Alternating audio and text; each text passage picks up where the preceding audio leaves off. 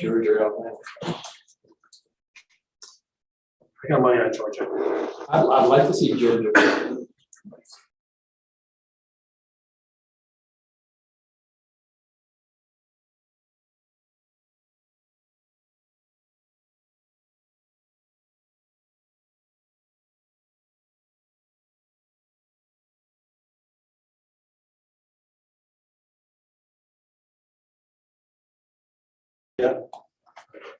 Better than Michigan, but We call the meeting to order, stand for the pledge and then open prayer by Pastor Green. I pledge allegiance to the flag of the United States of America and to the republic for which it stands, one nation, under God, indivisible, with liberty and justice for all. Let us pray. Our Heavenly Father, we pray tonight for the servants here at the council, that they may keep them faithful to the solemn office with which they have been charged by the people of Blissfield. I would ask that you strengthen each one of them and uphold them to the duties that they have been assigned. Guide and direct them to fulfill the purposes that you have set forth, and give them counsel that they may preserve the integrity and honor of this community. Give them the courage in the moments of danger, guard them and defend them in this community, and make them leaders of the people here in Blissfield who will do your righteous and holy will among the nations of the earth. We ask all of these things tonight here in Blissfield Village Hall in the name of your most holy God, Jesus Christ, our Lord and Savior. Amen. Amen.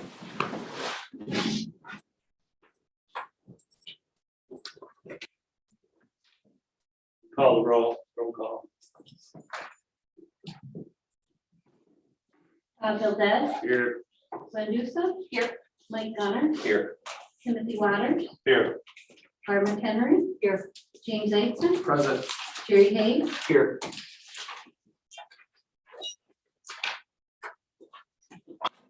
December 13th, 2021 meeting. We have a corrected agenda as well.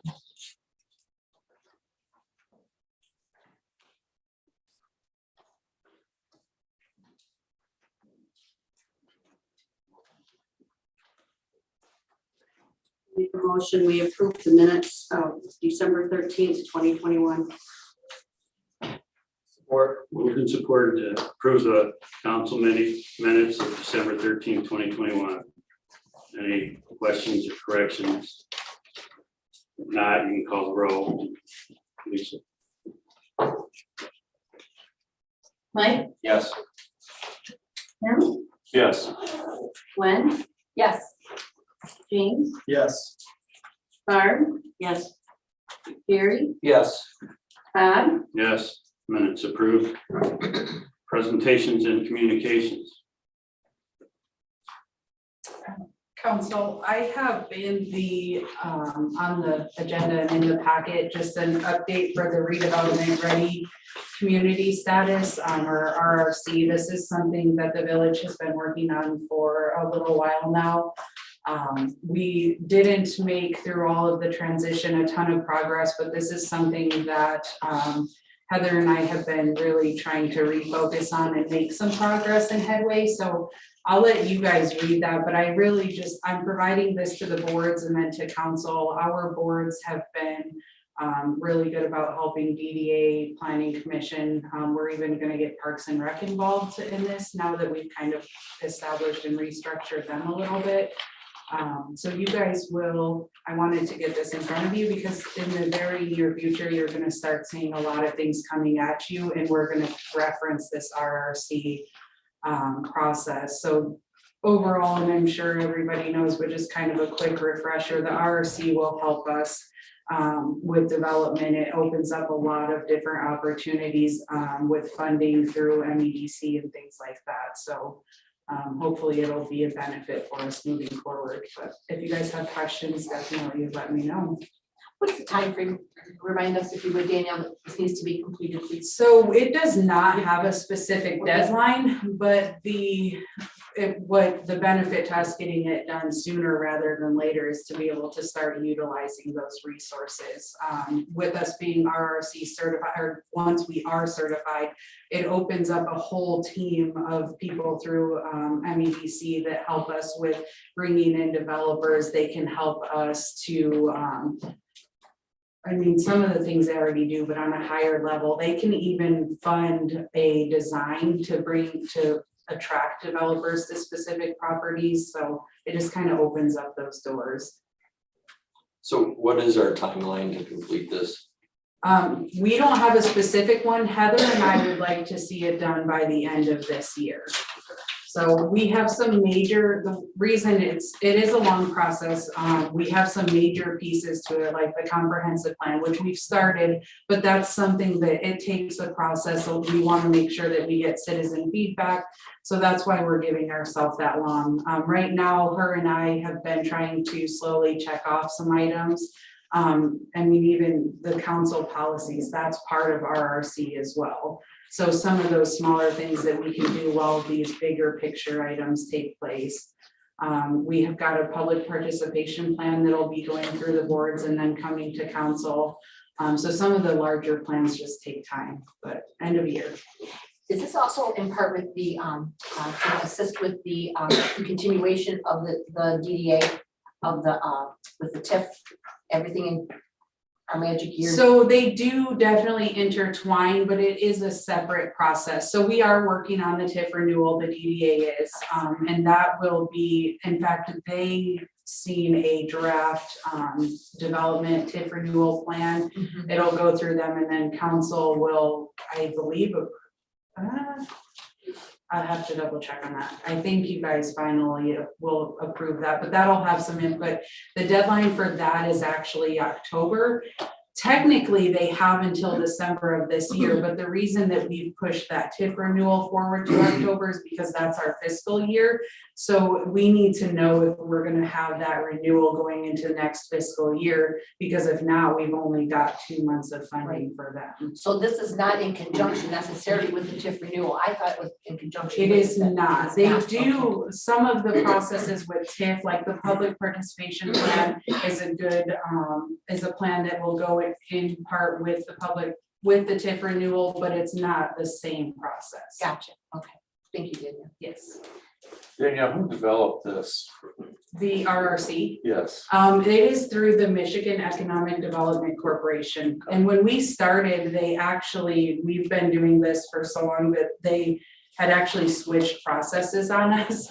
So what we started doing is a little bit different than how it is now. They've got it broke out into the 5 different sections, which is how I broke it out on the report. So you've got your plan, zoning, development boards, and then your economic development and marketing. And then each of those categories have multiple different levels underneath that have to be completed. I actually think that they simplified it when they made the change. But you have to meet those requirements. And then some of those requirements, it's not just a one and done, move on. It's things that you have to do annually. For example, the planning commission is supposed to do an annual report that they prepare as a board and then is presented to council. And that's something we actually did within their bylaws so that they would start doing it. But every year they have to present that report for us to qualify for RRC. Okay, thank you. Okay, and then this is not on the agenda, but just if I could take a minute, I would like to brag on Blissfield and our staff. We received for 2021 a CDC fluoridation award for our high quality water. We exceeded the standards for 12 consecutive months in the year of 2021. I just thought we got this little fancy award. If anybody would like to see it, I'm going to give it to the water department, but I guess huge kudos to our employees who made this possible. And I just thought it was really cool. There's only 89 communities in the state of Michigan that received this award in only 29 states. So it's not something that everybody got, and just everybody in Blissfield should be very proud. Congrats.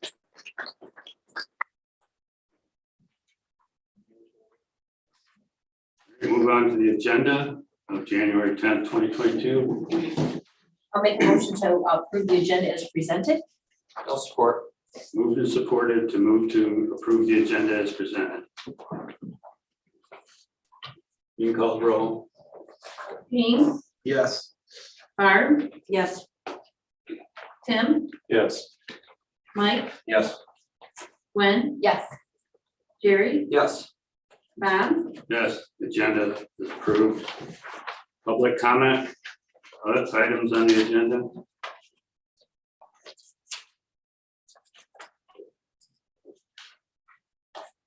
Moving on to unfinished business. Board permanent legal services contract. The legal services subcommittee includes Gwen, Mike, and myself. And Gwen and I, along with Danielle, met with Mr. Clark and Mr. Chubb from DeMarco Mullins Hortons PC at 10:30. And then we met with Mr. Lacoste from Shaler and Lacoste at 11 on Thursday, January 6th via Zoom. And we asked each firm the same questions and both did really well. But at this time, we're recommending that Shaler and Lacoste for general legal services and prosecution services as well. And we're recommending that they be paid hourly with a 6-month review of their services versus a retainer fee for 1 year. And we'd like to discuss with council if there is a need for an attorney at every meeting and then answer any questions you might have about the interview.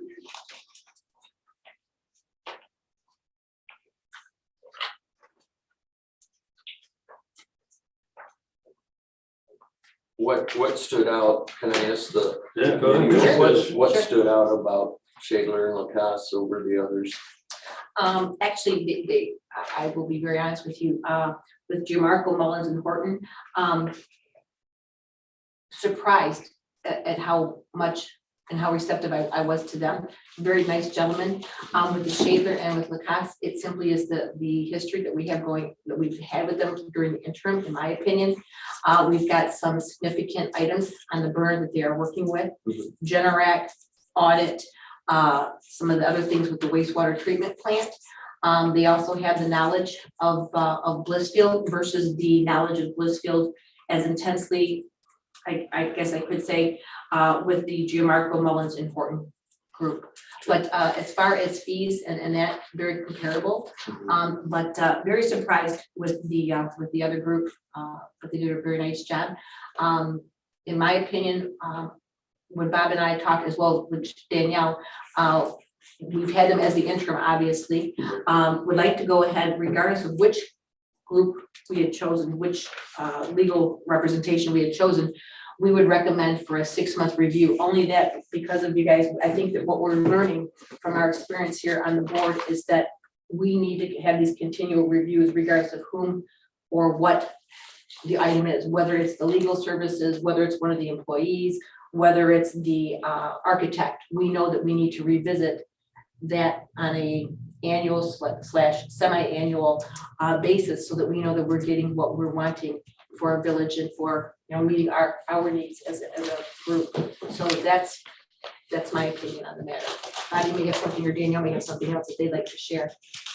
Well, that's about how I feel as well. They're the interim and feel comfortable with them.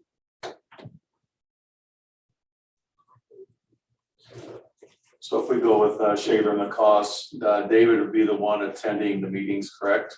Correct.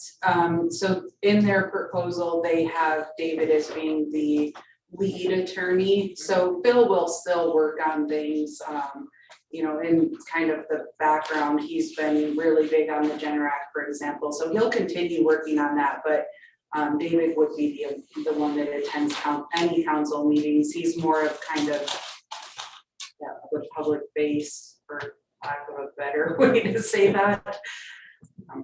And both, my apologies, I should say, and obviously with Shaler and Lacoste, it would be for both venues as well. Okay, Okay. I wanted to clarify that as well. So it would not, it would be the same attorneys for both the, do I say? Civil and prosecution. Thank you. I wasn't sure how to say that appropriately. Thank you for this. So they'll be doing both sets of work. Yes. Danielle, can you refresh my memory? Are we paying hourly rate or a flat rate to have them here at the meetings, Currently, we're paying an hourly rate, which is $150? $150 per hour, yes. And they did propose that they would be willing to do a retainer Yes. for, so for one council meeting a month, it would be $5,000. And that would cover if your council meetings were an hour or 5 hours. But if that's your regular, so if you have special meetings, that would be your hourly rate. So that's something that whatever you guys decide to do, you can always look at that as well. But then that goes to the conversation is, do you want them at every meeting, one a month as needed? And that's completely council's discretion. I think Danielle, you had done the math, and for the $5,000 retainer for the full year, it was gonna be approximately 2.7 hours per meeting. Correct. Well, typically, we don't wanna have almost a 3-hour meeting. I mean, That was 2 meetings a month? that one meeting, yes, correct. So, that's why Bob and I, as well as Danielle, had wanted to discuss with council whether or not an attorney needed to be present every first, meeting of the month regardless, or on an as-needed basis, or, we just didn't feel that was something, the subcommittee didn't feel that it was necessary at this time to have an attorney at every single meeting, but obviously that's why we're here to discuss that as well. If you guys feel differently, and you were like saying, you know what, I think we should revisit the retainer for the full year. I mean, that's certainly, that's just our recommendation. That doesn't mean it has to be that way. But that's where the 2.7 hours came from. If you want to have the attorney here, for the 5,000 for the year, and then you want to have them here for both Monday meetings, and that could be an hour and an hour, hour 1.5 and 1.5, which would be close to your 3. I don't know. I'm just making comments out there. But like for tonight, looking at our agenda and knowing our agenda is basically ahead of time, there wasn't any need for an attorney to be here. And that was one of the discussions we had with Danielle prior to tonight's meeting, is that, well, certain meetings, certainly an attorney needs to be here. But at a meeting like tonight, when there's nothing special going on, there's really not a necessity for that, legal representation at this time. So how much notice do we need to give them? I don't know. Let's ask her. How much notice? So depending how you guys award the bid, so I can speak to Phil and David because I've been working with them. So usually what I communicate with them pretty regularly, and I will share the agenda and they're good with that because they have it pre-marked on their calendar.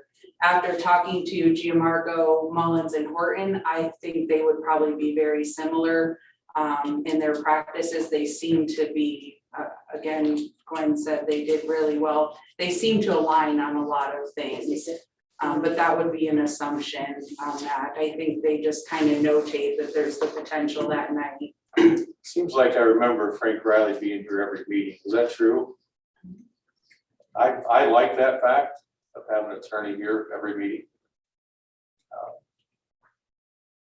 Another question I have, can we ask the chief as far as who he would prefer, if he has an idea as far as prosecution?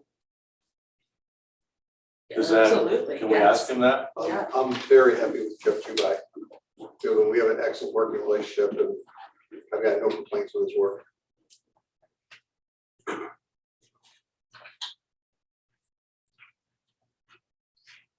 And he would be the one that, you'd be the only one that would work close with him. That's what we've been doing for some time. Yeah, he's been handling all our prosecution stuff. However, I'm going to make the comment, it's my understanding that Shaver and Lacoste wanted to do both or nothing. And the same thing with Gianmarco, Mullins, and Horton. They wanted to do both services. They didn't want to split the services. That was my understanding.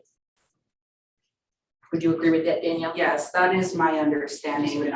Now I did get the impression that David and Phil would do the one as they are now, but that their preference is to do both because of, I think, and I hope I'm saying this right, David said something about it limits the conflict of interest when they're doing both. So because they do prosecution, I don't know how to do the legal term, but they do the prosecution side, that could cause a conflict with the village, so it just limits that. But I could be wrong, but my understanding is that they would, but just they don't want to do. They would prefer to have both, Yes. yes. Correct me if I'm wrong, Chief, but I'm Shadlin Lacasse representing some clients that are technically, I guess, arguing against the village in some cases. Mr. Schaefer represents quite a number of criminal defendants in cases that we are prosecuting. That would be my only recommendation, and I won't vote for Shadlin Lacasse based on the last 3 months of 2021. I don't think they led us down the right direction regarding, everybody knows what was going on. I don't think they have the municipal experience that we're looking for. Again, we've got a newer council, we've got a newer administrator, and I think we need somebody that's strong in the municipal background that's gonna guide us in the right direction. I don't feel it with Shadlin Lacasse.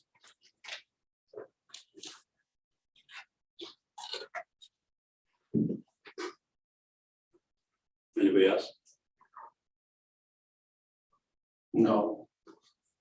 I didn't have the opportunity to meet with Mullins Horton, Gianmarco. I'm indifferent to having an attorney here. I think it can slow us down if we don't have one. But I did ask Danielle that same question. And could you? So I'm open to whatever you guys want, but what I told Bob and Gwen is that I communicate currently, and regardless of who you pick, will continue to communicate. So if I have something that, even if they're here before the meeting, like an ordinance, I've already talked to them, I've gotten their feedback, their concerns, and I try to always present that to you guys. Now, I'm not gonna say that there's never an occasion where something came up that I didn't foresee. And at that time, I would tell you that we should hold off until we get that legal opinion. But Phil and David so far, and again, I think Gianmarco and Mullins would be the same way. They've communicated to me, or I would communicate before and have that, be prepared to answer those questions as much as I can. I don't like being blindsided, so I don't ever want to do that to you guys either. But again, it's completely what your comfort level is as council, and what that looks like. The other thing that I told Gwen and Bob too is you guys, regardless, whatever way you go, you can always change or modify that down the road too. So if you want to start on a trial basis saying we're gonna do as needed, and then you feel like that's not sufficient, then we switch it, or you start with every meeting and switch, whatever you want that to look like. And I think with whoever you go with, I do really like the 6-month review, because that gives you guys the opportunity to give the attorney feedback, but it also gives them the opportunity to give you guys feedback. You know, and maybe that's the time where they say, you know, we need to be here more because we're not in the loop, or we're here too much, you guys just don't need us, whatever. It can be a two-way conversation. I like the 6-month review. I think that's a real good idea. I do too. Well, that was part of the reason that we started with the shaver and the Lacasse. Is it Lacasse or Lacasse? How do we say his last name? Lacasse. It is, okay, thank you for the clarification. So if we went with Gianmarco, Mullins and Horton and use them for prosecutorial services, are they charging us mileage from their office to the courthouse? Can you guys answer? I Because did I not missed see that. that. I part. saw their list That of was one of the questions Yeah. they had asked. fees, but I did not see that specifically. My notes here, I have down here mileage, prep time and travel costs, yes. We would be responsible for that. On top of the $150 an hour. That's my understanding, yes, those are notes I have. Thank you. Mhm.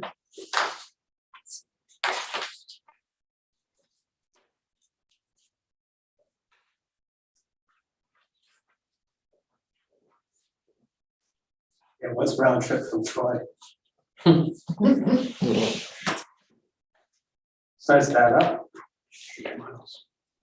So they need to And what's the going rate Yeah, on yeah. mileage right now? 54 cents. Yeah, that's gonna get adjusted up.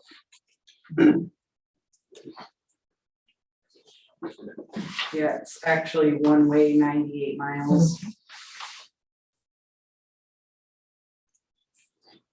And that's Feel like kind of- generally. So you're right looking at Blissfield. $110 round trip every time?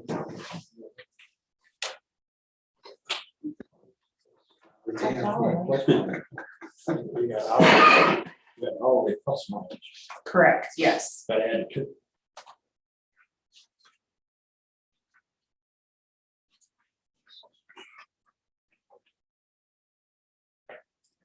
So I had the recommendation, but I can't make any motions for it.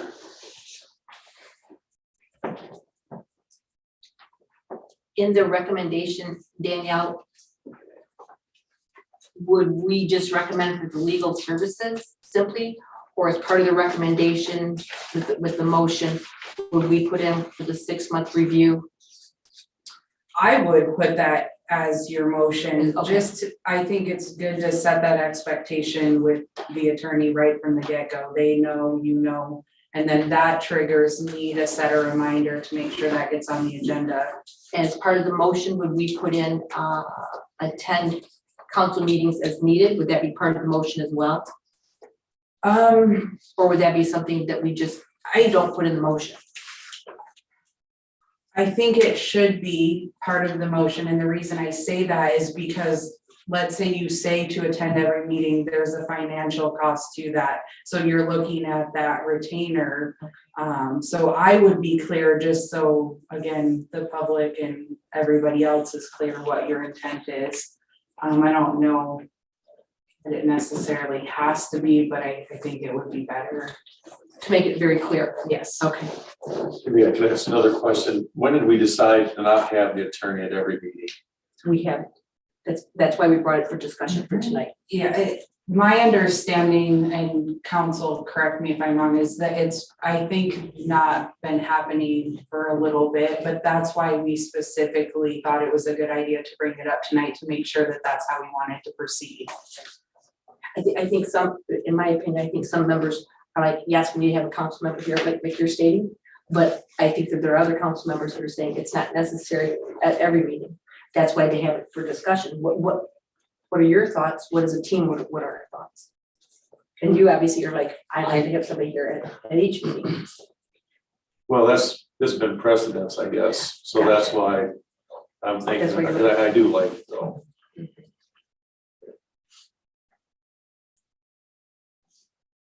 I'm okay with the attorney attending as needed. That would be the route that I would take.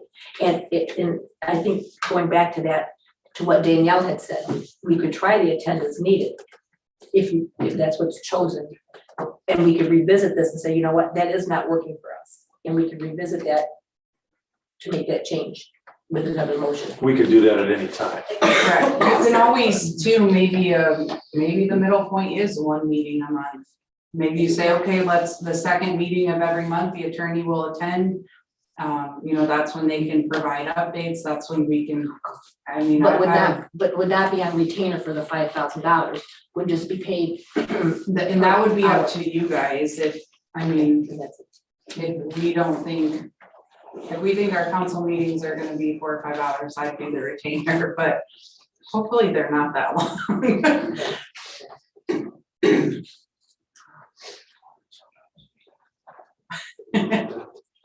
So we're not, Knock on wood, right? They won't be if I can help it. I agree with Tim. I think that they should be here representing each meeting.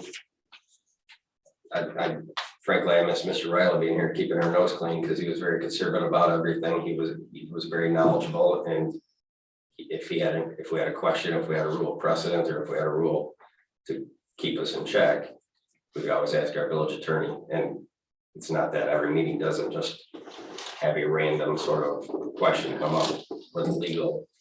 I guess the legal question would be there to say, are we doing this properly or not?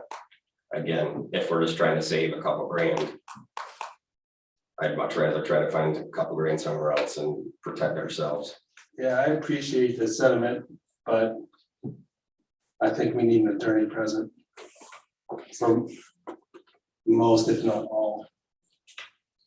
So much of what we do is ordinance making, ordinance amending,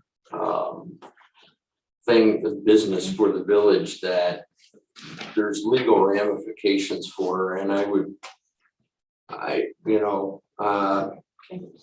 Jeff, I believe Jeff was at every meeting when you were our attorney, so that precedent has been there, and I don't know why we got away from it, and I would just as soon have an attorney at every meeting to cover our butts, if anything, or if we need direction on something. So I'm hearing, The potential liability of not having one present severely outweighs the cost of having one. are you suggesting that are you stating that you would like to go with the paid hourly for the meetings, or are you guys saying the 5,000 for the year? Well, I think that's something that's gonna, if we're requesting them to be at both meetings, I think looking at both of their compensation outlines, they were only planning on one meeting a month, correct? I was just thinking the same thing, Jerry. I can't, So the $5,000 I know was one meeting a month. I don't know if that instantly is 10,000 for both. We would have to get back to them on that. I can't answer that. And I also don't know, Marco, Mullins and Horton stated that they were willing to work with us, whether we wanted to go the retainer amount route or the hourly. They had some flexibility with how they bill to kind of meet our needs. Now, of course, they're gonna make their rate, but they didn't even give us a dollar amount for the retainer that I recall. We just They did, said they would. No, they did not. I just did $150 an hour times 2.5, so 2.5 hours a meeting.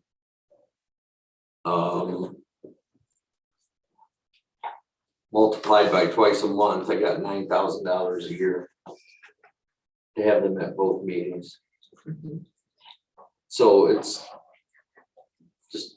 just about the same as what the retainer was.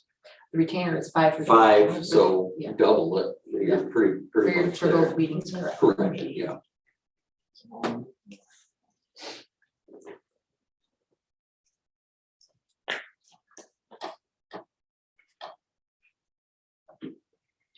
Well, I'm hearing us say that majority are stating that you'd like the attorney here for both meetings. We don't know at this time how much that's going to be, because we don't know, because we didn't talk to the attorneys for that matter. We were just looking at the one meeting per month kind of a thing. So I hate to push this off another. no, but we need to have those Right. questions answered before we make a decision. Absolutely. I understand what you're saying. We did not ask those questions. Just didn't simply ask that question. So Danielle, what would you recommend us do? I don't want to say we table this, because that involves a whole bunch of other stuff to have to do, but can we just make a motion to You can make a motion to postpone postpone it and make it for the 24th the 24th? would be the next regular meeting, Okay, if that's what you were looking for. Otherwise, you're going into February. Would be February 14th.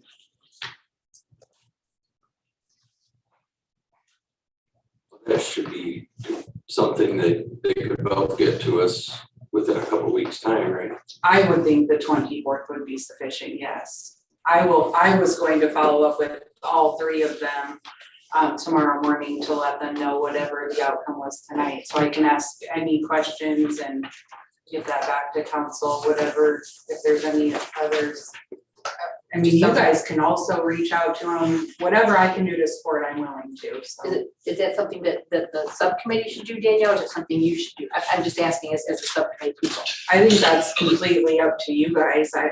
Again, I'm here to support you guys. The attorney works for you guys, but I have no problem reaching out and asking those questions for you. And then just letting you all know whatever's easiest. I feel comfortable having her do it. I would like to know before I make a decision. No, I think it's good. That's, Thank you. that's why we're having discussion. Yeah. All right, then we're gonna postpone it. Do we have to make a motion then on that, Danielle? Yes, there should be a motion because it is an action item.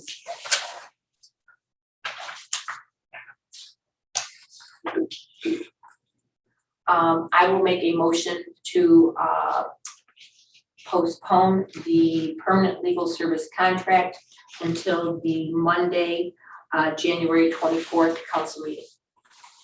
Or Moved and supported to postpone the legal services proposal until January 24th. Any other discussion? I have one more question. I'm really sorry. It's all right. But when I reach out to them, the mileage thing got brought up. Do you guys want me to have any conversation about them attending via Zoom? Or we want them only in person, just so I'm prepared if it comes up? I prefer in person. Okay, and I'm good either way. I just wanted to be ready in case they asked. With the Shaler and the cost, do they get paid mileage too, or is that just? They did not put that in their proposal, but I can confirm. I'll just confirm in person every meeting. What's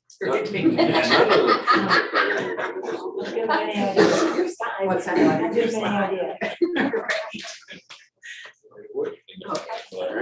You can call the roll, Lisa. Jerry, Yes.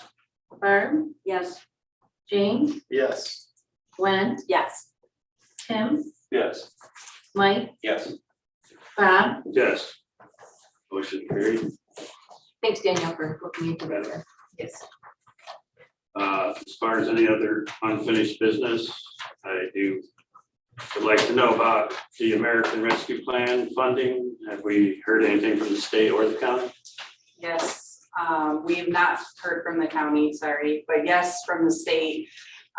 They actually just put out the final ruling for the ARPA funding. They did make some big changes to try to make it easier to spend the funds.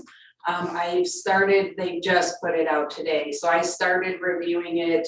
I will be working on, they provided some calculations, different ways to utilize that. So I'm going to be working on that. I'll present that information to you guys.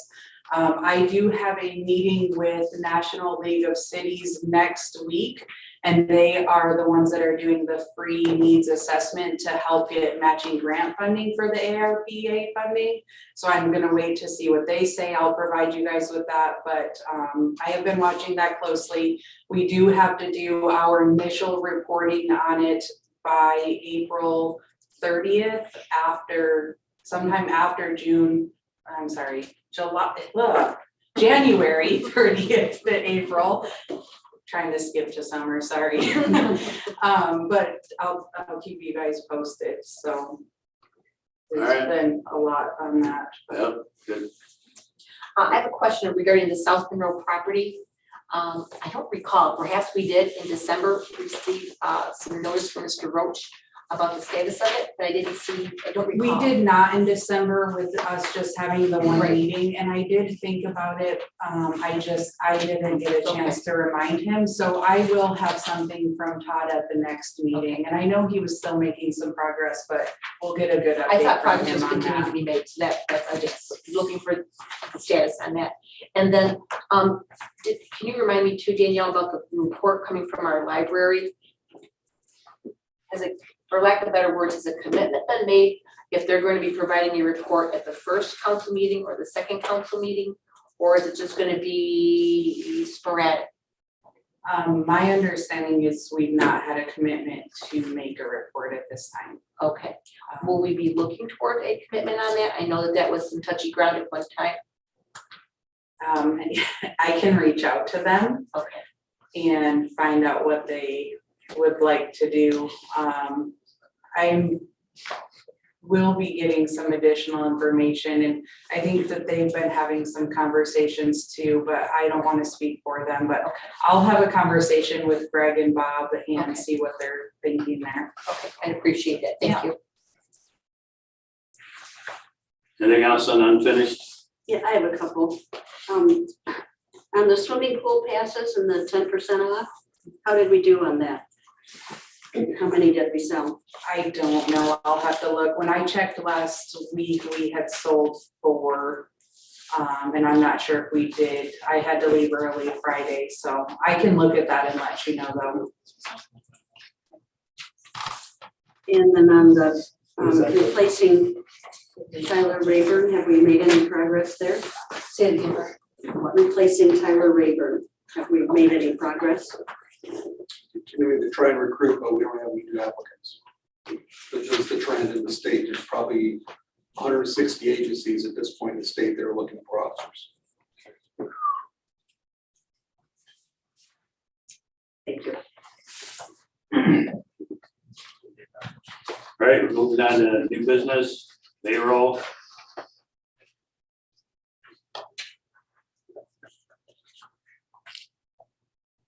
I move to approve the payroll register for December 2021 in the amount of $131,379.20. Support. Moved and supported to approve the payroll register for December 2021 in the amount of $131,379.20. Any questions? You can call the roll, Lisa. Gwen, Yes. Jerry, Yes. Mike, Yes. Barb, Yes. Tim, Yes. James, Yes. Bob, Yes. Motion carried. Accounts payable. I move to approve accounts payable for the period of December 15th, 2021 through January 11th, 2022, in the amount of $97,315.38. Support? Moved and supported to approve accounts payable for a period of December 15th, 2021 to January 11th, 2022 in the amount of $97,315.38. Yes, I Are there guess. any questions on those bills? I knew you were. I do too. Yeah. Okay. It's probably all the same You ones. may- Well, my question regarding the insurance, Okay. the insurances. It looks to me, Danielle, when I was, oh no, that's wrong one, my apologies. The refunds on the sewer usage. That was mine Bam. too. What I had done is I actually had the opportunity, and I talked to Lisa this afternoon about this, about the usages and the refunds, but some of them were like piddly little amounts, $134, $769, different amounts. I think Lisa's explaining it, talking to Brandon about it right now, so. There were a couple that were like $100 and some dollars. Yeah, there were those as well, so I was curious on that as well, yeah. I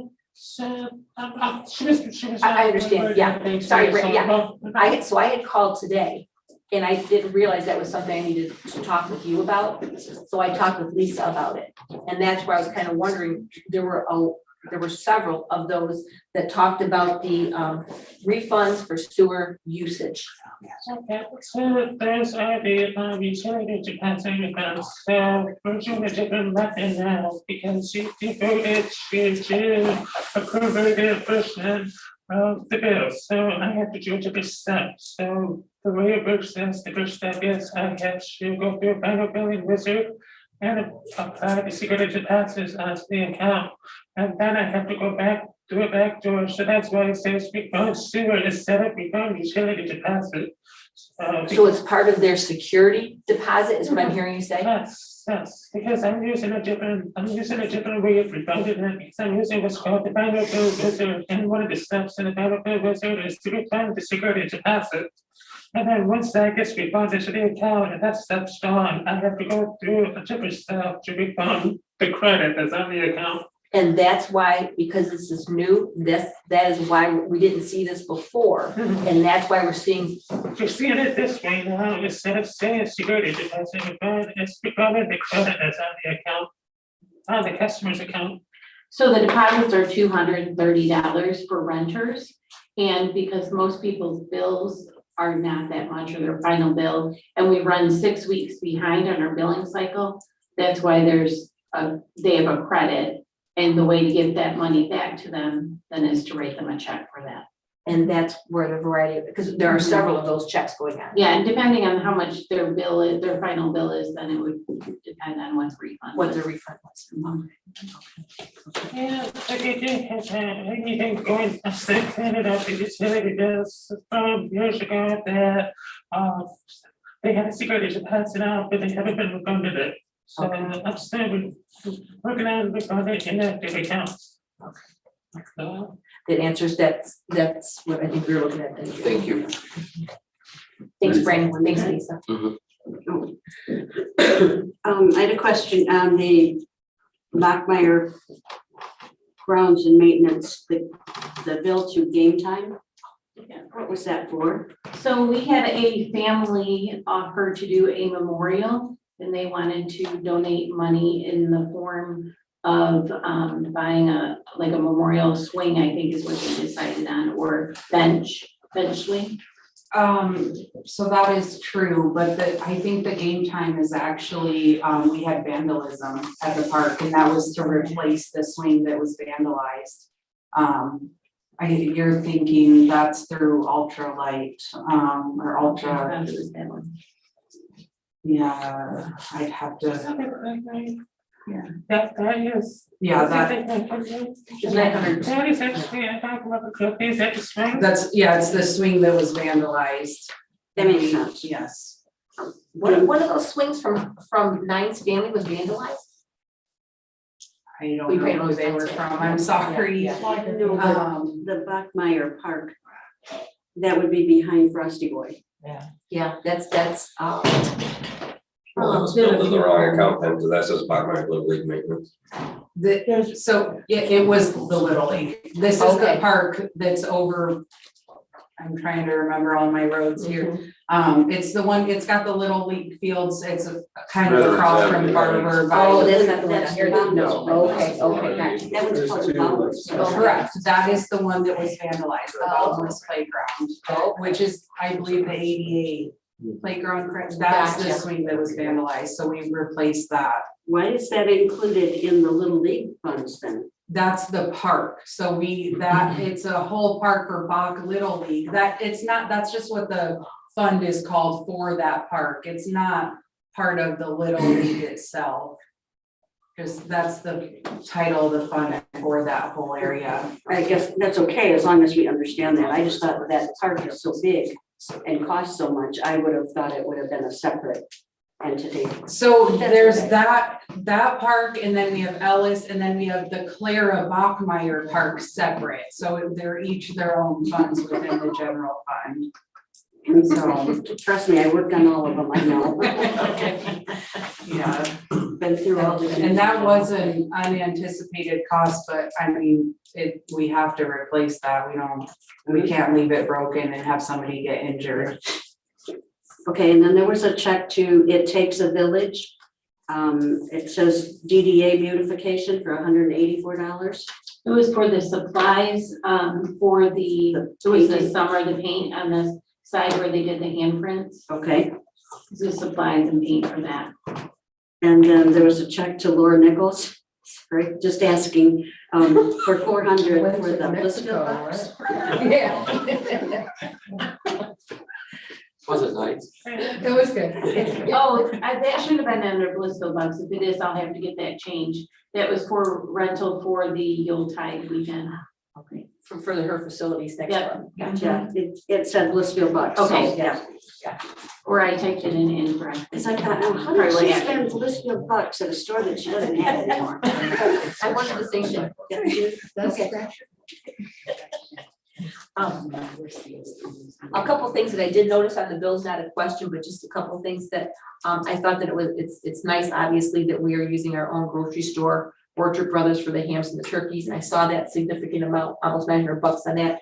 I applaud us for doing that because that doesn't always happen where we use our own little people. And then I like how we are continuing to pay Palmer's and Santa for the Yuletide.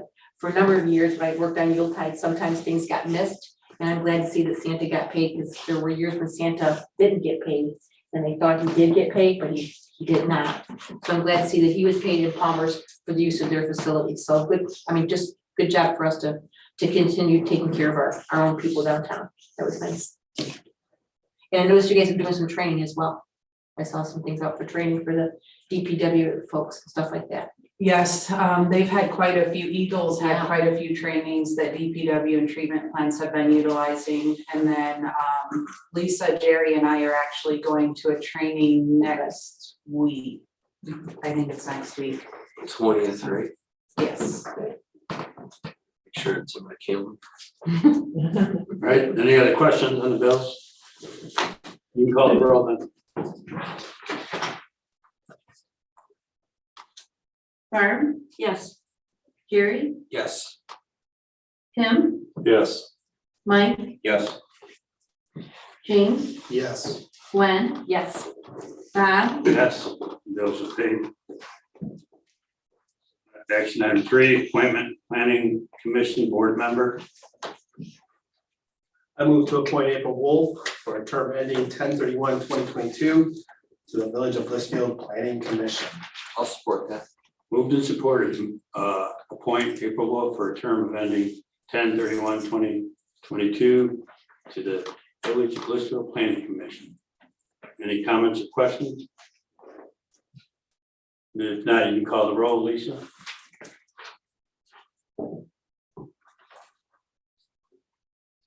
Tim, Yes. James, Yes. Jerry, Yes. Mike, Yes. Gwen, Yes. Barb, Yes. Bob, Yes. Thank you, April. Thank you. Congratulations. Thank you. Action item number 4, approve change order number 9, WWTP. Council, Denise is on Zoom to answer questions, but just really quick before I turn it over, and Randy's here too. This change order is made up of 2 parts. One of the increases is for $1,728.45, and this is for an increase in insurance. So they, as you guys all know already, we had the storage at Blissfield Manufacturing. The contractor did want us to pay this. I told them they would have to submit it in a change order to you guys that I had already approved to pay the storage and wasn't going to approve the increase in insurance. So that's part of it. The second part is for an increase in materials, specifically, or more specifically, some additional 2-inch main that was needed, that I believe was missed in the original plans, is my understanding, but Denise and Randy could give you more information on that. And I think Randy maybe has a comment. Did you? I want to throw him out there, but I don't want him to get missed. So in their materials breakdown list, they've got listed 60 feet of 2-inch copper, which didn't get used, which amounted to almost $1,000. All they did was cut back a section of 2-inch and reroute part of the water line around the new pump station. So where all that 2-inch came from, I don't know. I found this today also in the packet, so I don't know if this is an answer. I talked to Ken about it, who's the on-site inspector, and he agreed with me, so. That is correct, Randy. This is Denise with Pogemeyer. We had gone back and forth with this change order for months on their costs, and we've gotten them down about $4,000 from what they originally submitted. The water line relocation was necessary because there were existing utilities underground that were not shown on the wastewater treatment plant as built drawings that we used as our basis for our design, because we obviously didn't know what was below grade. So that's why it was required, because they encountered utilities that weren't shown on the drawings. That we didn't know about. The 60 feet is because that is the minimum quantity that they had to purchase in order to get the material. They used about 20 feet of it. We went back and forth on that, and that they had to purchase the 60 feet, And they said that they would leave the remainder for the village to use. That was the minimum quantity that can be ordered in that size and what we needed. My only issue was that they used 1-inch copper, not 2-inch, of which 2-inch copper is like twice the price of 1-inch.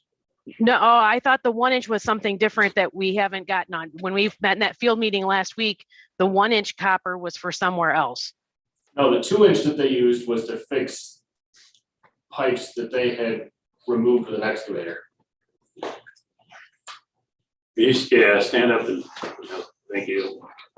So they, as they were digging around the current cascade as well as where they cut into the effluent or the influent pumps, the line that goes up to the oxidation ditches, they tore the 2-inch out of the ground there and bought 2-inch to replace that and fix it.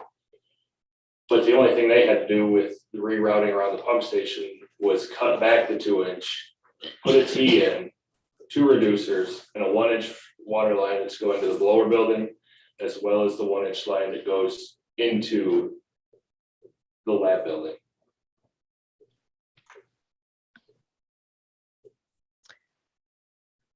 Danielle, can we take this off then so that we can for sure understand? I thought these were two different bulletins that Giovanni or that LaSalle has submitted. That the 1-inch was a different one that we haven't even seen and reviewed yet. Denise, do you feel that we could bring this back to council on the 24th? Yeah, no, I think so. Yes. I tried to get a hold of Ken today and I never got a hold of him to talk about, what wasn't used and such. So yes, Okay. Definitely. So I think if council is okay with it, we can make a motion to postpone to the next meeting and bring back more information. That's fine. What about the insurance? They actually did not include that on this pay request. So your next item, it's not included in there. So that wouldn't mess up the pay request. They have gone ahead and paid it, and it is in, because they had to prove it to the building owner that they had it. So we can just strike that. So it's still they've No. not asked for reimbursement. It's still included in change order 9. So Correct.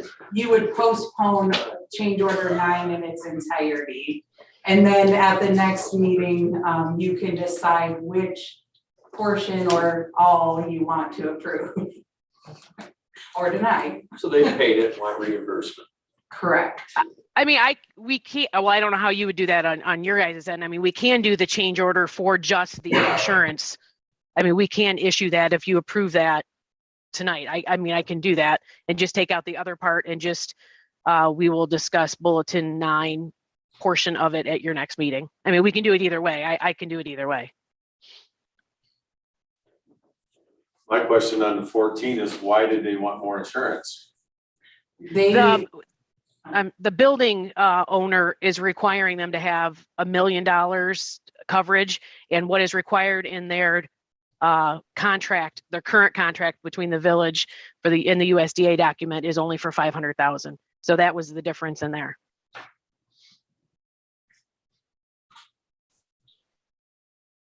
You're talking for liability coverage, right? Yes.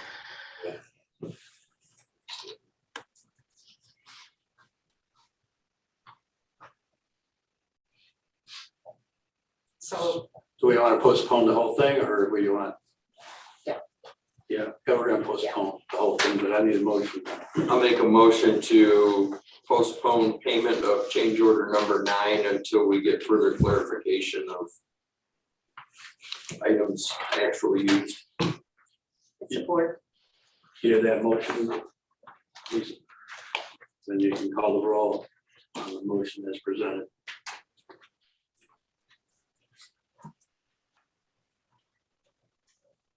Mike, Yes. Tim, Yes. Gwen, yes. James, Yes.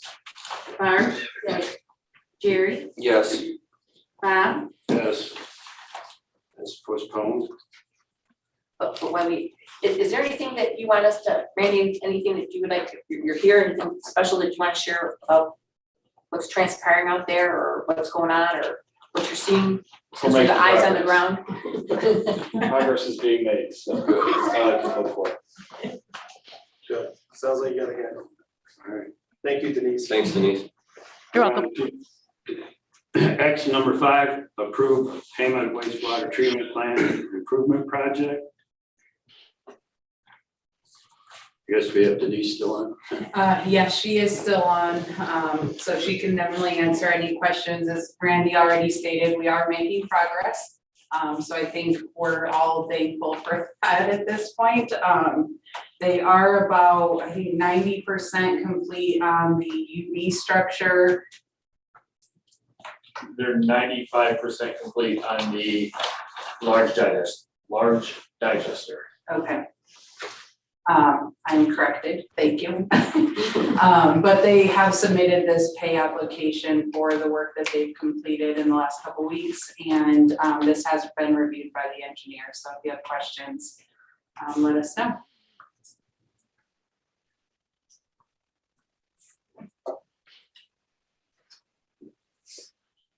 My question, I guess, would be the final timeline. How far behind are we? The last update that they gave us a 5-week look ahead, but the last update they gave us had it being completed in November of 2022. And what was our original requirement by the state?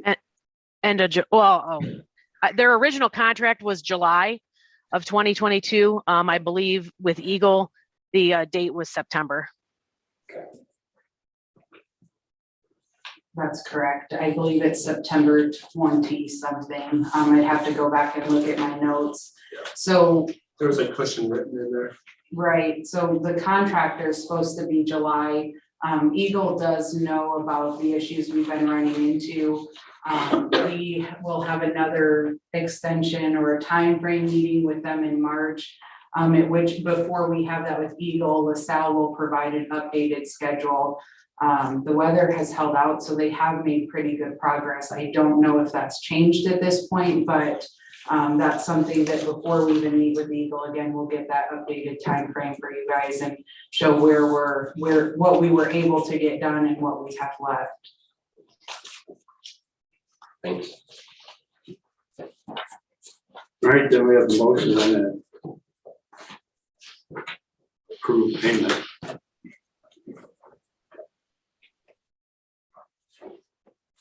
So I move to approve contractor pay application number 10 in the amount of $187,234.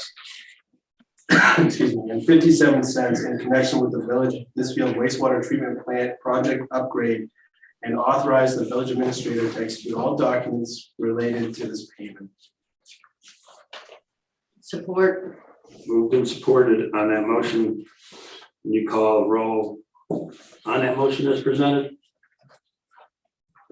Jerry, Yes. James, Yes. Mike, Yes. Gwen, Yes. Barb, Yes. Tim, Yes. Bob, Yes. That motion carried. Action item 6, appointment full-time wastewater treatment plant operator. So, Don is here as well if you guys have questions, but we did receive 4 applications for the wastewater treatment plant. We interviewed all of them. They were great applicants, all of them. It was a really hard decision. We did the initial interviews, Randy, Nora, and myself. And then we did a second interview at the treatment plant itself, and Mr. Waters joined us. Don brings some background that will help in this field. He worked at the ethanol plant for some time, so he's familiar with pumps and piping and valves, which will be beneficial. And we feel like he'd be a good asset. I did send an email to council giving you guys some information that was found in his background. I have reviewed that. I did meet with David, our legal counsel, and went through that as well. And I am still recommending that we proceed with hiring at this time. If you have questions for myself or Mr. Stace, we'd be more than happy to answer them, or Randy as well.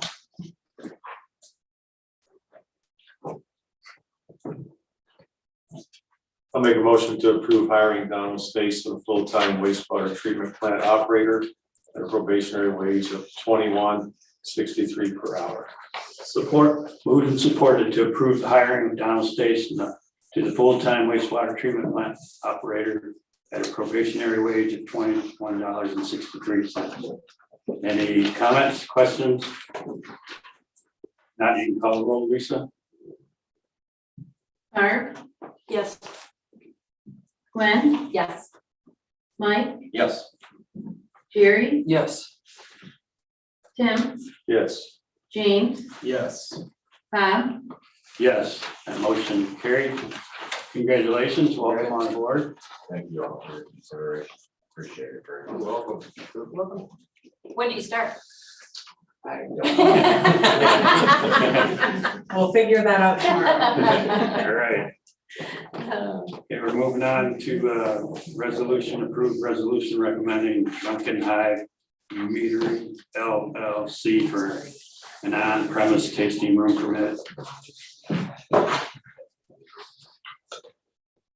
Hello, my name is Barry Forsky.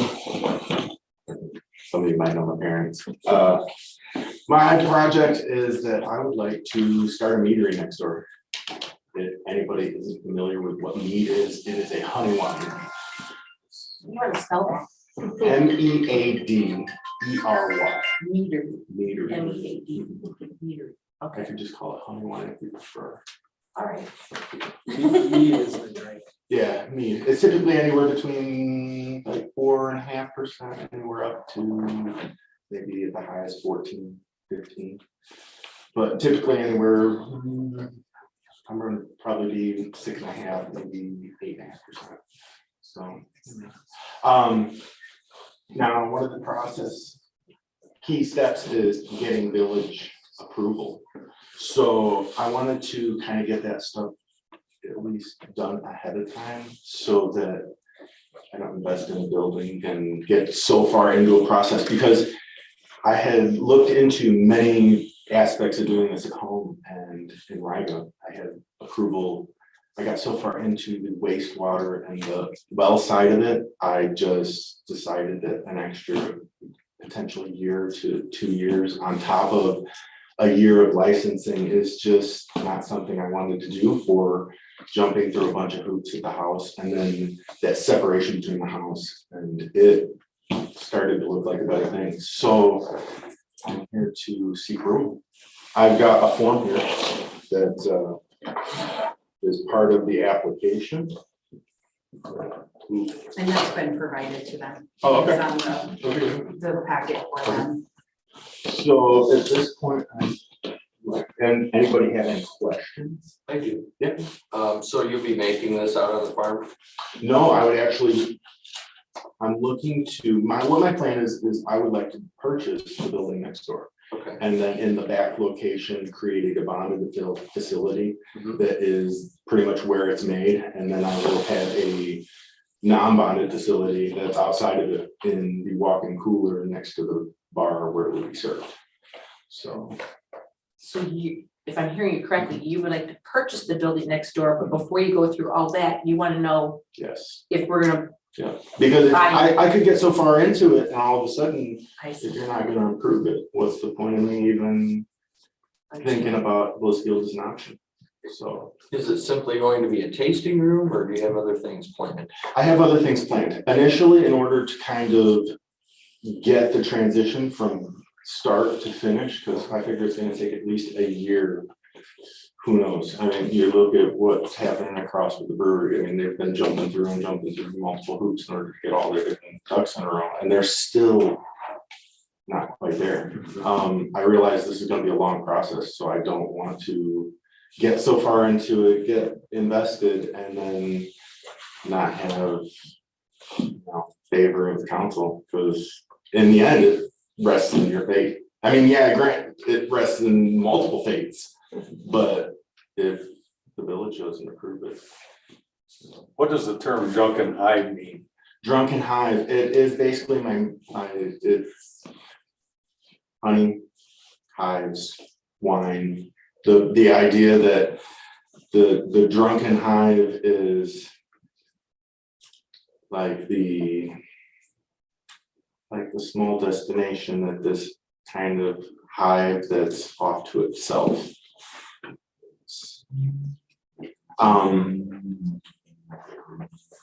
I have my personal background is a degree in art and marketing. So I think that the tie between the Hive and Meetery and nobody might necessarily like the idea of drunken, but the drunken isn't necessarily like intoxicated. Drunken can be your attitude. It's like some of my bees in my hive don't necessarily march to the same drum as everybody else. To give you an idea, I'm an artist as well. And What do those bees do? well, it's funny, one of them actually, like I've done multiple drawings for labels to get all of that stuff approved as well. And some of the ideas, one is, I want to call one of them Bruce B, as in like Bruce Lee, and it is a bee karate chopping and nunchucking another bee off of the label. And then another one is the Bee Stooges, kind of like Three Stooges. So you got a Larry Moe Curly Bee, you got a banjo bee who's banjo strumming bee. So it's kind of like the hive, and the drunken hive kind of ties into the idea that it's an alcohol wine, obviously, that is kind of like this character sorts within the marketing campaign. So that's where the drunken hive comes from. It's like an association of the marketing and the different branding components of that. So you talked about wastewater treatment. Have you spoken to Go ahead. Randy? Randy, are we gonna be able to handle a brewery and a meadery? I'll be really small scale. With the one that happened across, or with the talk of across the street, we had discussed that, and if it's gonna be on a similar scale. With the amount that's gonna come to me, it's not gonna really be noticeable. So, I know that my biological oxygen demand is gonna be higher than just your typical waste out of a toilet or anything, but there's ways to negate that. I'm probably gonna be doing maybe 160 gallons a month. Really, that's not that much. And as long as I boil my trub, which is basically my leftover yeast, then I can lower that oxygen demand, because typically the oxygen demand that a place puts out like that is the yeast. It just eats up anything in it and it devours it. But as long as I treat it before it goes out of my facility, then that should be lowered. And then also with my sanitizer solution, because I'm gonna probably be using quite a bit of that, I can neutralize with baking soda. Okay. So, Great. So are people gonna be drinking in this facility? Yeah. Okay. You serving food also, or? I don't want to. Maybe cheese plates, wine type stuff. I thought about doing maybe a chocolate night where I paired with chocolates or cheeses, that type of stuff. Finger food. Did you say your name? If you did, I didn't catch My name it. is Barrett Dvorsky. Barrett Dvorsky. Oh, okay. Council, if I may just make a quick comment too, and I have to apologize, this is the first liquor license application that's come before me since I've been here, and I did not realize that historically, we always have our police department run a background check. So if this is approved tonight, I would just request that you guys make it contingent on that background check coming through, just so we can continue following that same process that we have in the past. And I apologize for not having that on the agenda ahead of time. Well, that's what I was looking for. I don't see the words, am I missing the words liquor license on here? So it's So, an approval for an on-premise tasting room permit, is that what you're so saying? you guys as council, the way the Michigan law is written is you make a recommendation to the Michigan Liquor Commission. They have the actual approval, so what they need to even review or accept the application is that you guys support and are good with this business being in our community. So they have this form resolution that's in your packet, just saying you recommend and support this. Okay, so that's why I could say those exact words under that. Yeah. Gotcha. I do have a couple more questions. Yeah, and I just didn't want to forget to, I didn't want to not tell you guys that before the motion was made, so. What do you foresee your hours of operation might be? I'm probably gonna be anywhere between like 2 to maybe like 9:30. From probably Wednesday, Thursday, Friday. Friday might extend to maybe 11, maybe midnight, depending on what the hours of the village wants. Saturday, I would like a little bit of extended hours. I probably open up closer to noon because it's a weekend, more people out.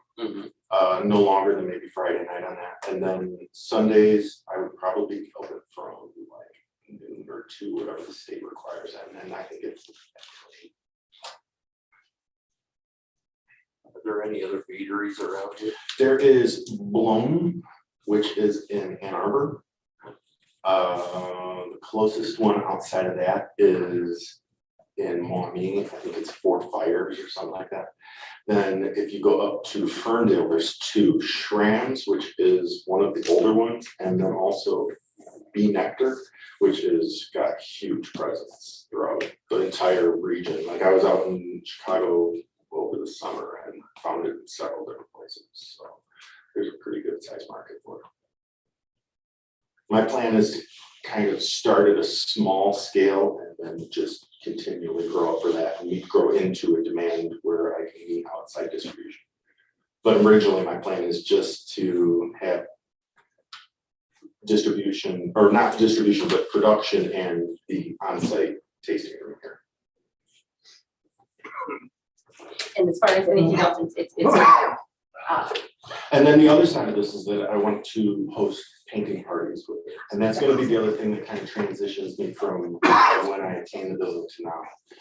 I'm an artist, I want to do like painting parties where people come in and host different groups. I've done it for a couple places. One in Chicago and then one that I kind of do now to meet up.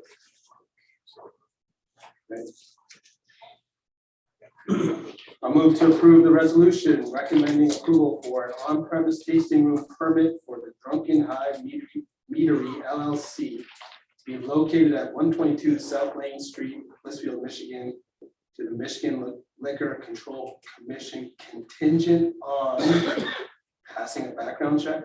Correct, yes. And then I'm so sorry, I have one more question for you as well. So if council recommends this tonight, moving forward with you being in our downtown and with the village, will we continue to have communications with you through the process? Yes. Okay. Yeah, because I figure I'm gonna need another bathroom, so that's gonna be a building in that. And then I figure there'll be other things, I'm only next door, so. Okay, perfect. That was, I'm so sorry. That's all right. Proceed. Outside changes. Yeah, that motion, we have a yes. recommended in a second. Can you call that? Oh, we have a comment, sorry. Might be out of place. But as a business owner downtown, as retail business downtown, right now we're about 50-50, retail and service organizations.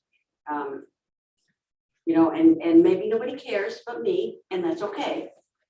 But if we keep bringing in things into the downtown that aren't retail, pretty soon we're not gonna have any retail. And I'm just saying. What's that? Part of what I want to do is art. Art is a retail business. That is. So there's the retail side of things. I plan to have a vast marketing campaign with this, with a large branding behind it.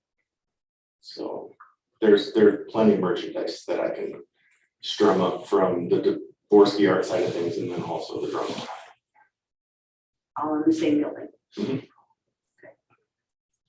these tasting rooms, these venues are fast becoming the heartbeat of small downtowns. And we certainly could benefit from it. I think retail would definitely benefit from it. Our retail is fairly narrow focused here. So this widens the scope. Think of it, you're adding an art gallery to your downtown section. Because that's essentially kind of the component I'm at, is like a destination where people can come attain art, view art. I would love to have artists from the community come in to display art, along with having eventually, once the Meetery's open, that facilitate tastings that'll support both businesses and then also support other businesses for the community. I figure something that raises my ship raises all ships. If you were just doing art, I'd be for it, but because you're doing the Meetery, I'd be against it. All right, so you have, you can call the roll on that motion as presented.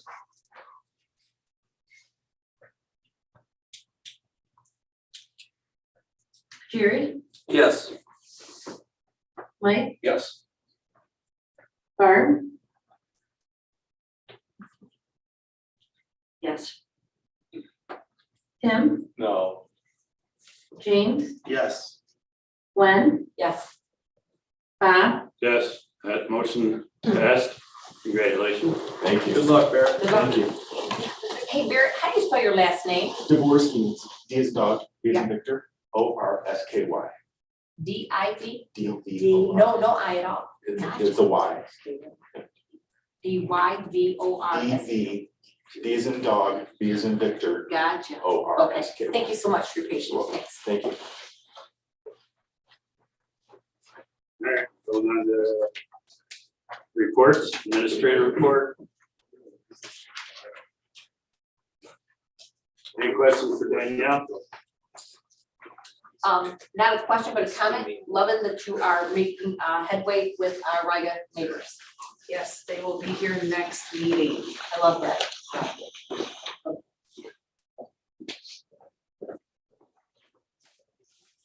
Police department. Any questions? All right, treasurer, any questions for the treasurer? Yes, I do have questions for the treasurer.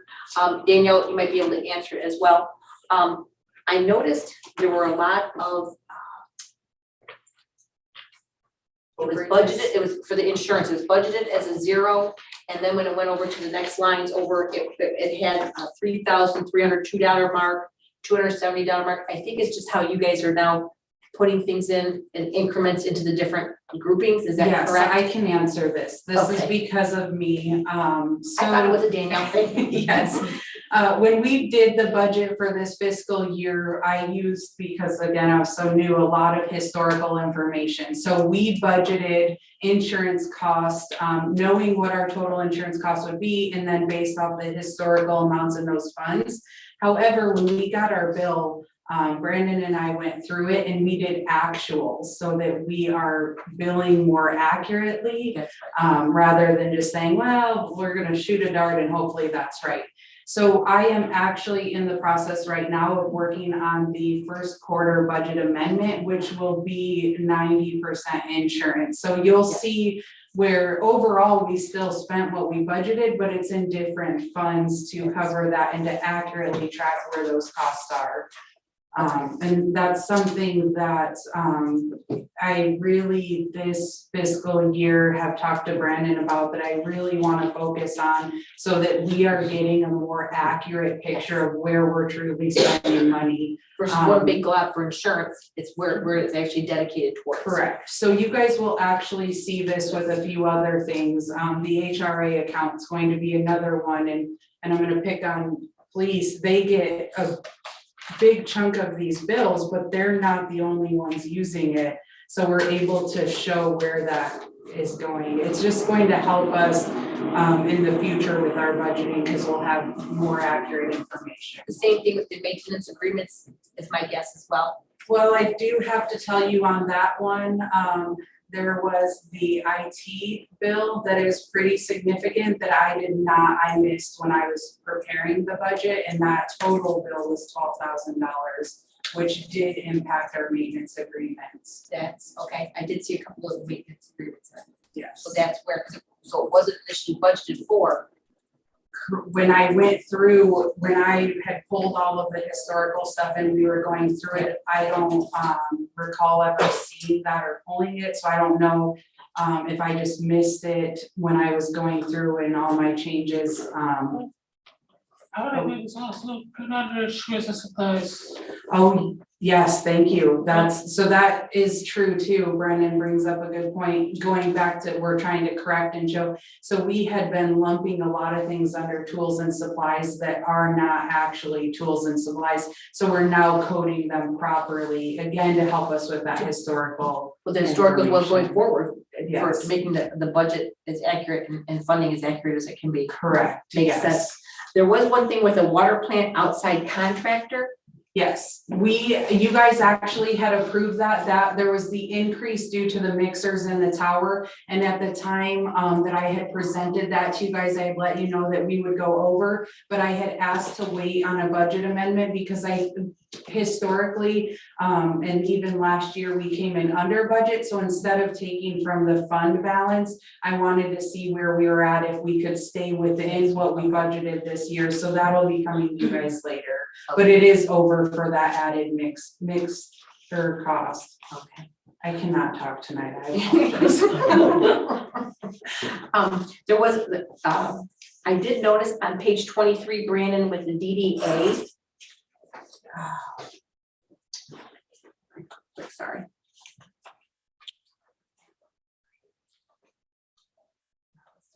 Sorry. The DDA had, it had several of the parentheses, meaning they had gone over the budget. The DDA had done that, as well as the library. And I was a little surprised at that. Do you know anything about that, Danielle? Were you looking at the revenues? Do you know? There were some of the revenues. I know that the library had some influx of money. I saw that. So DDA, I know revenues, they had a couple lines that were over. I'd have to go back now. I don't recall expenditures. So when we did the DDA budget, we had the group to the sponsorship donations. We didn't have like Yuletide making money, but it did. We hadn't actually budgeted for some of those revenues. Wassel was another one. When we did that, it was kind of lumped into that sponsorship and not broken out. So Heather and I talked about that. So that's actually good because it's over. We've earned more revenue than what we budgeted, rather than spent more than we budgeted. Yep. And then the library specifically, I know that you do see a lot of overages there. So they have they budget a lump sum in the top, and then at the end of the year, they balance it out. So they don't go over that top account, and I'm not sure the reasoning. Brandon and I actually today were talking about this, why they do that, if it's part of their accounting. They've got 1, 2, 3, 4, 5, 6, 7, 8, 9 things that are, right, because they kind of have that flow through. I'm not sure why they've done it that way, but they budget, let's say, $24,000, and they spend it out of this, and then at the end of the year, they take the 24 to balance out the accounts. At the end, and they add, all those good house combined balance out. Right. So like she said, if they spend $24,000, they're gonna spend There's still a $24,000. It's just gonna put it in this way of 9 items, and this is something we talked about today. is it okay? Yeah, we literally today, so I'm not sure. In fact, when I reach out about the monthly reports, I was gonna ask Bob if there was, because I'm sure there's some reason why they do it that way. I just don't know what that is. Okay, anytime it's over that budget and it's got the parentheses, No, you're good. I do the same thing, so. We're hoping to simplify this more with a sort of a calculation. And now and I'm gonna work out small, bigger touch base with the house, see if we can merge a lot of these accounts together. Okay, To make it much easier. okay. All right, thank you for answering. Those are my questions. Any other questions? Great, we're moving on to public comment items not on the agenda. Go ahead. Name, address, please.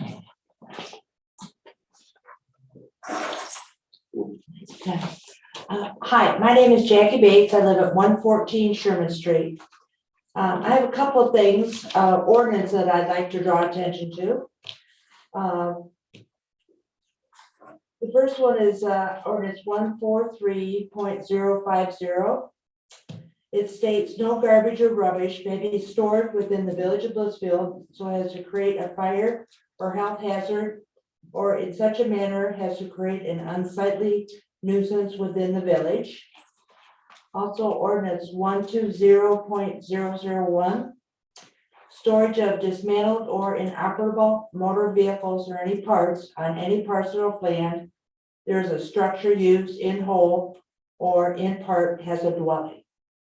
Look around the town, people.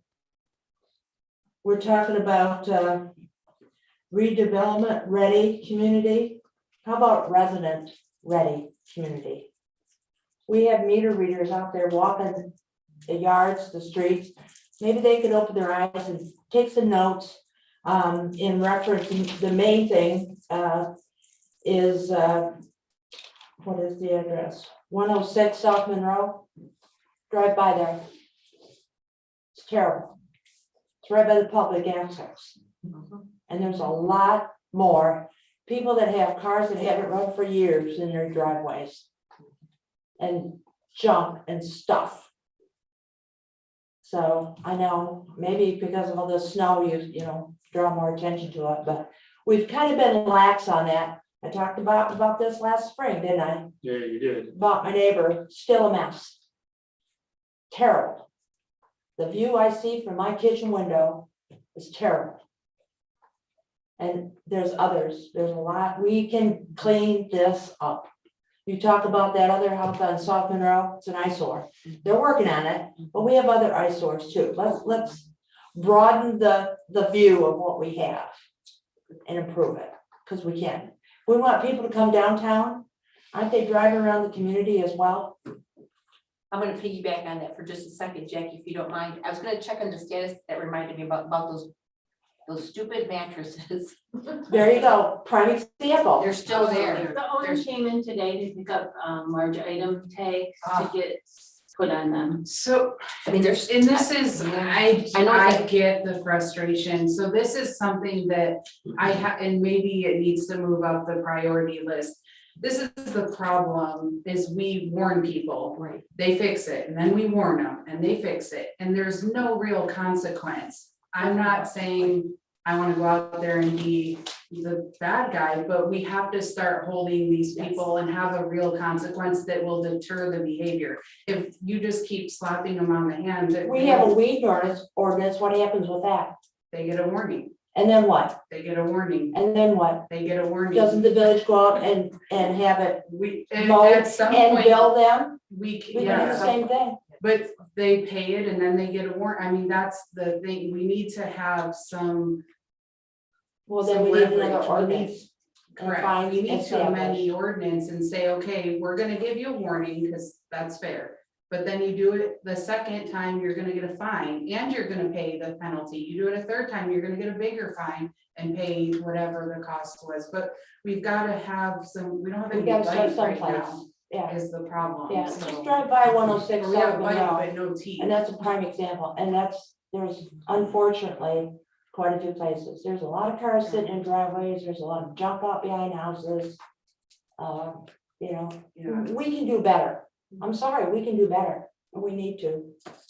You know, why should I work and try to keep my house nice, to keep my yard nice, if I'm looking at the mess right behind me, and they get away with it, Right, and I do agree with you, Yeah. Jackie, I just and the cars. want you to know that's Because, something. okay, we it's need bad to now, do. but if something isn't done soon, it's gonna escalate and get worse.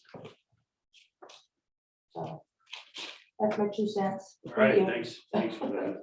More of a nickel. That was 4 cents. We're going on to committee of the whole preview, administrator role position, draft council rules policy. I'll take, Oh, hang on, sorry. Danielle, for this draft council rules, what are we looking for next? What is it? Enlighten us.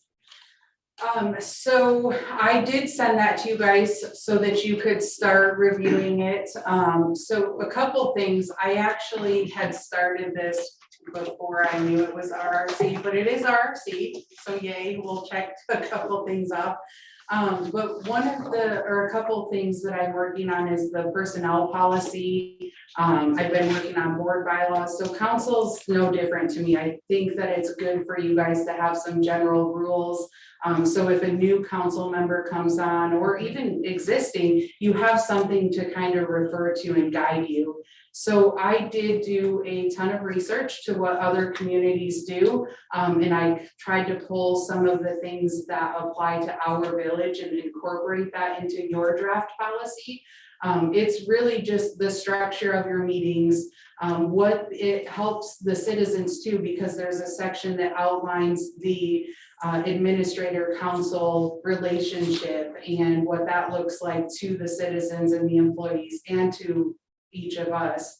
It talks about the different types of motions that you can make. It talks about your attendance at meetings. So it's just to help so that you all have the same expectations and rules moving forward. It is a draft policy at this point that I had sent to you guys. We'll talk about it more that night. We can delete, add, I mean, it's your policy just to help us in the future. The reason I did partner that with the administrator role position is because that conversation will guide the layout of your policy as well as the personnel policy that I've been working on as well. So I will be, and we'll go into more detail that night, but I am proposing that we make some changes to my role when it comes to human resources. I would like to have moving forward some separation from council and the employees. I know that this is a conversation that you guys had with Darwin. I'm not presenting the exact same thing. I did provide that to you guys just to look at it again.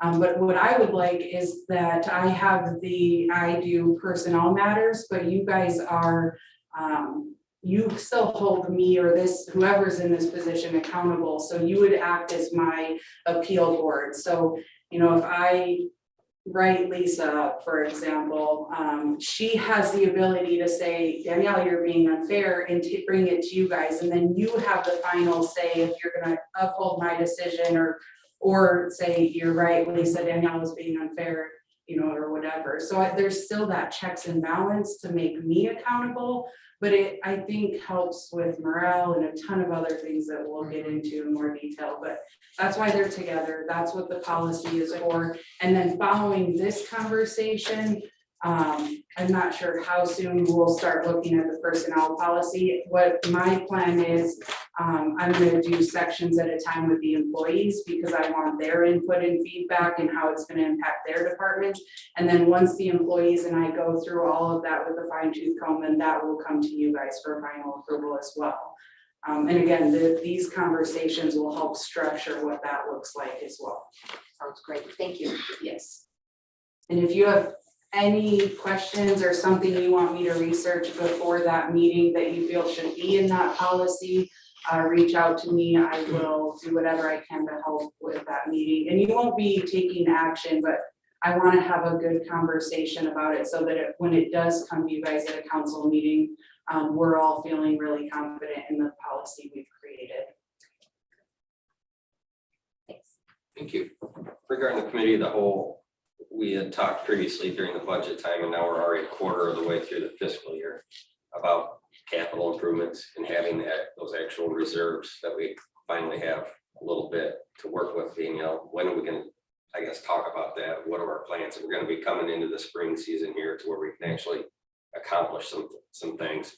I'm just wondering when we're going to discuss that. What do we want to accomplish over the 10 months or I guess the 8 months that we would have left. But when are we gonna talk about what kind of funding we're gonna have, what kind of projects we want to accomplish. We've talked about the old pool, we've talked about the bridge, we've talked about, numerous other little things.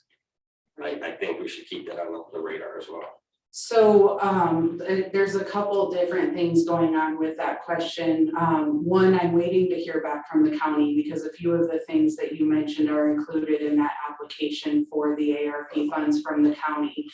The second part of that, we did budget within this fiscal year some capital projects that will move forward and are within the budget already. And then the last part, I have we talked about the capital improvement plan and what I put together for this year it was quick and it was not, I'm not happy with it. I hope you guys are happy with it. So I actually do have a more in-depth capital improvement plan drafted. That is going to Planning Commission. They didn't have a quorum at the meeting that should have been last Monday, so they're having a special meeting next Tuesday on the 18th. And that's one of the agenda items that will be much more in depth. So I'll work with them to get that developed more before I bring it to you guys. But we will move some of those projects forward this year and hopefully we're able to get some funding. I'm waiting on currently the USDA grant for the DPW vehicle. We're waiting to hear back from T-Mobile, which is supposed to be the end of this month. And we're supposed to hear anytime we should be hearing from the county on those various projects too. So we've got a lot of different Is it too items in late the to pipeline. connect with those county commissioners about that money, Danielle? I don't know. I want to kind of say yes. So I know that they had a couple of our council members did reach out to them. I know Bob did. Yes, Bob for sure. I think talked to several. And then the county did call me and follow up. Their only question for our application was what we were doing with our funding. And how much we received. So I did let them know that we specifically had waited. It's kind of a strategic way to hold on to that to see what other grant match funding we could get with National League of Cities and how much. And they said we should hear back in middle of January. So hopefully, as soon as I know, especially if it's good news, you'll know. But that is on my radar. I know that was a really long way to tell you that, but it is something that is moving forward. Great, then we'll take a motion to adjourn. I'll make a motion to adjourn the meeting. You call the roll. James, Yes. Tim, Yes. Karen, Yes. Glenn, Yes. Barb, Yes. Mike, Yes. Rob. Yes. Meeting's adjourned.